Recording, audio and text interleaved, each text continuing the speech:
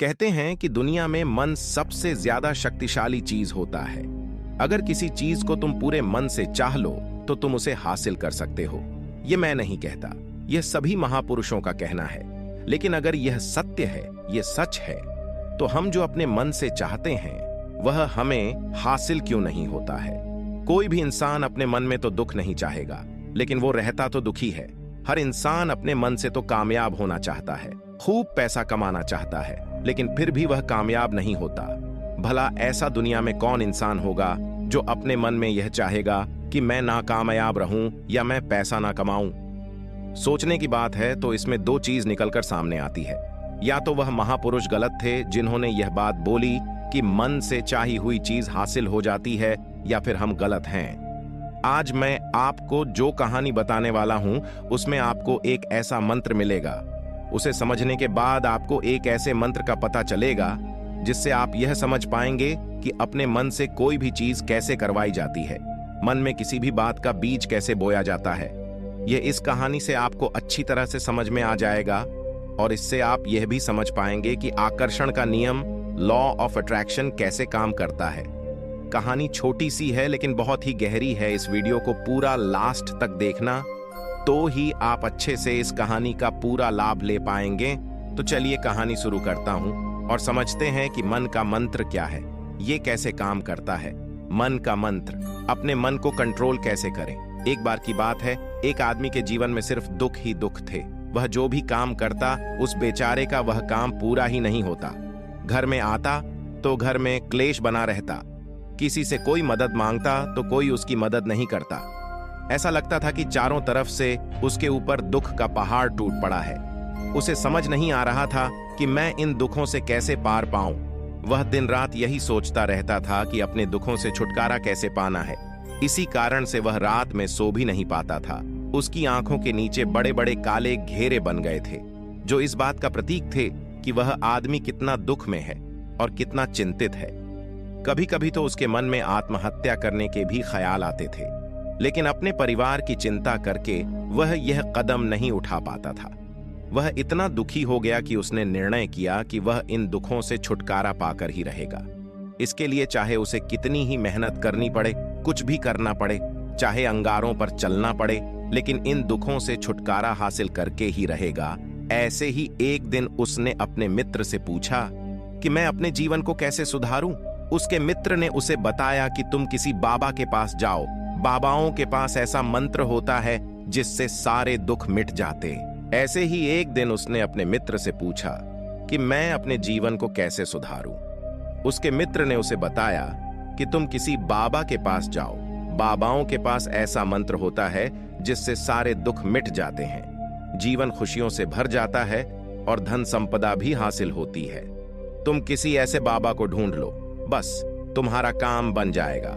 उस आदमी के मन में यह बात पूरी तरह से पक्की बैठ गई कि कोई बाबा ही मेरा दुख दूर कर सकता है, और इसीलिए उसे किसी भी बाबा के बारे में पता चलता तो वह उस बाबा के पास पहुंच जाता, उस बाबा को अपनी समस्या बताता और उससे उसका समाधान पूछता और कहता कि बाबा, मैं कुछ भी करने के लिए तैयार हूं, लेकिन मेरी इन समस्याओं से मुझे छुटकारा दिला दीजिए। आप जो कहेंगे मैं वह करूंगा, लेकिन मेरे जीवन को सुधार दीजिए। बाबा उसे कुछ टोने टोट के बताते थे करने के लिए, और बदले में दान दक्षिणा ले लेते थे कि यह टोना टोटका करने के बाद तुम्हारे घर में सुख शांति बनी रहेगी। बस इस टोटके को पूरी विधि के साथ करना। वह आदमी घर लौटकर पूरी विधि के साथ टोने टोटके करने लगा, लेकिन बहुत टोने टोटके करने के बाद भी उसके जीवन में कुछ बदलाव नहीं आया। इसके विपरीत उसका जीवन और ज्यादा दुखी हो गया।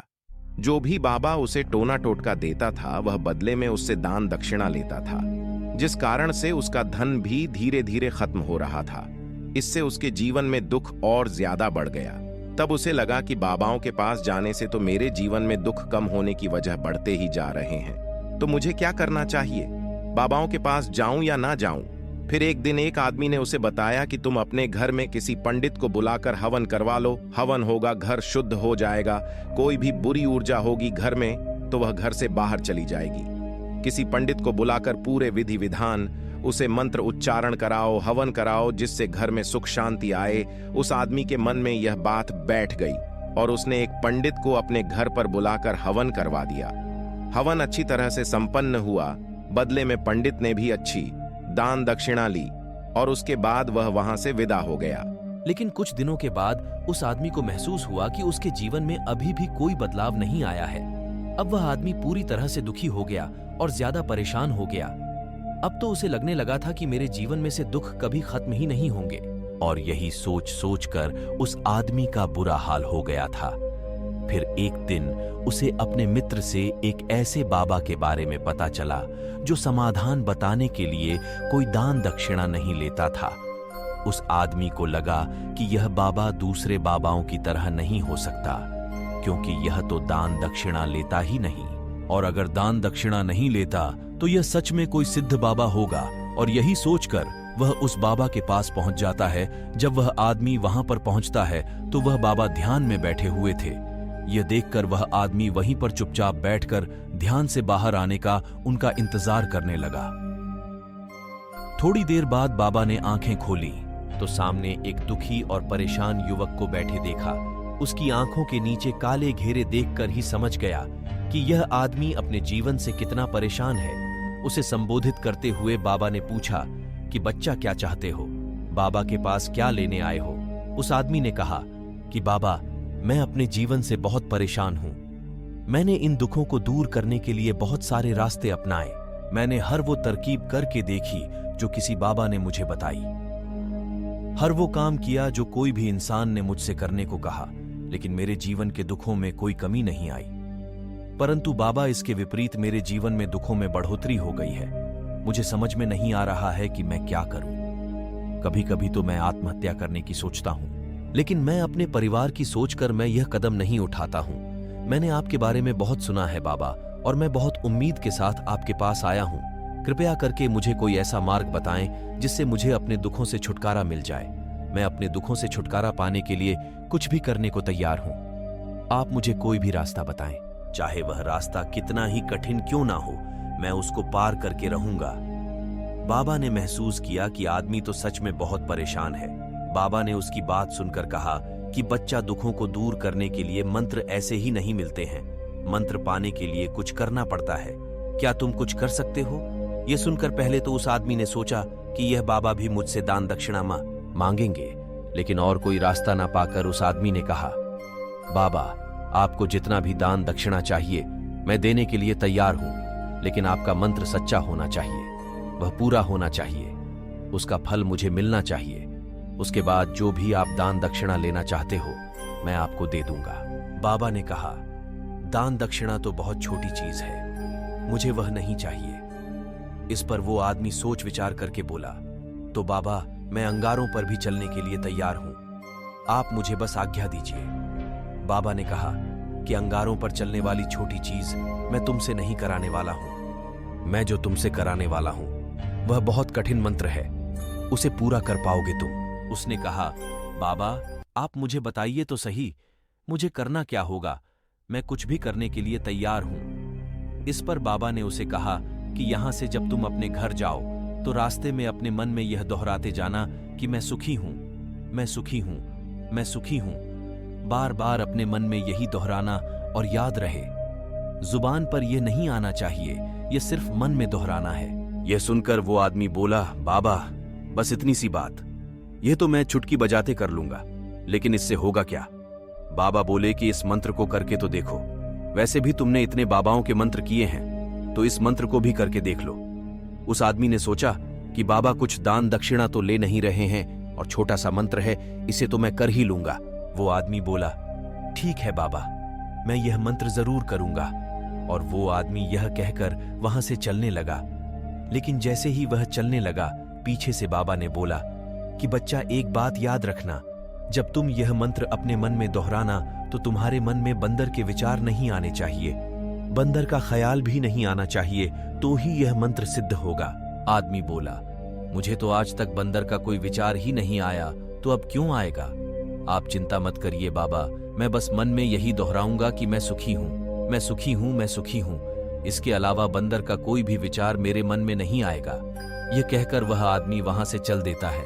वह आदमी अपने मन में मैं सुखी हूं, मैं सुखी हूं, यही दोहराता हुआ थोड़ी दूर ही चला था कि उसके मन में अचानक बंदर का ख्याल आ गया। बंदर का ख्याल एक बार आया और चला भी गया, लेकिन उस आदमी ने सोचा, आज तक तो मुझे बंदर का कोई भी विचार नहीं आया, यह आज बंदर का विचार क्यों आ गया। और ऐसे करके उसने उस बंदर के विचार को पकड़ लिया और यह भूल गया कि मुझे क्या मंत्र दोहराना है, और वह बंदर के बारे में सोचने लगा। जब थोड़ी देर बाद फिर से उसे होश आया तो वह फिर से अपना वही मंत्र दोहराने लगा जो बाबा ने उसे बताया था, मैं सुखी हूं, मैं सुखी हूं, मैं सुखी हूं। लेकिन अचानक से उसे एक बंदर दिखाई दिया और यह देखकर फिर से उसके मन में बंदर का विचार उठ गया, और यह देखकर वह इस विचार को बाहर फेंकना चाहता था, और वह चाहता था कि मेरे अंदर किसी तरह से बंदर का विचार ना आए। लेकिन उसे तो सामने बंदर ही दिखाई दिया। ऐसे ही जद्दोजहद करते करते घर पर पहुंचा, और घर पर पहुंचने के बाद अपनी पत्नी को कहा कि हे बंदरिया, मुझे खाने में बंदर परोस दो। और जब उसे एहसास हुआ कि उसने क्या बोल दिया तो वह अपने बाल नोचने लगा और दीवारों में सर मारने लगा कि आज तक मुझे बंदर का कोई भी विचार नहीं आया, और आज मुझे यह क्या हो गया है कि मुझे हर जगह बंदर ही बंदर नजर आ रहे हैं। ये कैसी माया है। यही सोच सोचकर वह आदमी रात भर सो नहीं पाया। रात भर करवटें बदलते रहा और सुबह उठकर सीधे उसी बाबा के पास पहुंच गया और उसके चरणों में गिरकर कहा, बाबा, पता नहीं क्या चमत्कार हो रहा है। आज तक मुझे बंदर का कोई विचार नहीं आया, लेकिन कल से जब से आपने मुझसे कहा कि बंदर का विचार नहीं आना चाहिए, तब से मुझे हर जगह बंदर ही बंदर नजर आ रहे हैं। उस आदमी ने कहा कि बाबा, मुझे तो आपके पीछे पेड़ पर बैठा बंदर केले खाते हुए दिखाई दे रहा है। ये हो क्या रहा है बाबा? यह सुनकर बाबा हंसने लगे। हा हा हा हा हा हा हा बच्चा, ये तेरे मन का जाल एक ऐसा जाल है जिसे समझ पाना इतना आसान नहीं है। बंदर तो तुम्हारे रास्ते में पहले भी आते थे। जब तुम मेरे पास आए थे तो इन्हीं पेड़ों पर यह बंदर घूम रहे थे, लेकिन तब तुम्हारे ध्यान में यह बंदर नहीं था, तब तुम्हारे ध्यान में सिर्फ दुख थे। इसके बाद बाबा ने उसे बताया, बच्चा, हम जिस चीज से भी दूर भागना चाहते हैं वही चीज हमारे मन में बहुत गहरे में प्रविष्ट हो जाती है और हमारे अंतर मन में समा जाती है। असल में हम जिस चीज से छुटकारा पाना चाहते हैं उससे छुटकारा इसीलिए पाना चाहते हैं कि वह हमारे साथ बहुत गहरे से जुड़ी हुई है, और हम जितना ही उससे छुटकारा पाना चाहते हैं वह उतनी ही गहरी हमारे मन में बैठती चली जाती है और आखिरकार हमारे अंतर्मन में छा जाती है। ऊपर से तो हम चाहते हैं सुखी होना कि मैं सुखी हूं, सुखी हूं। हमारे होंठ भी यही बोलते रहते हैं, लेकिन हमारे मन में दुख समाये होते हैं।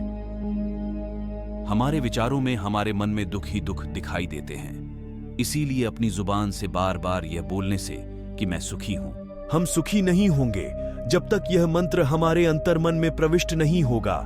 इस पर उस आदमी ने पूछा कि बाबा, लेकिन यह मंत्र हमारे अंतर्मन में प्रविष्ट कैसे होगा?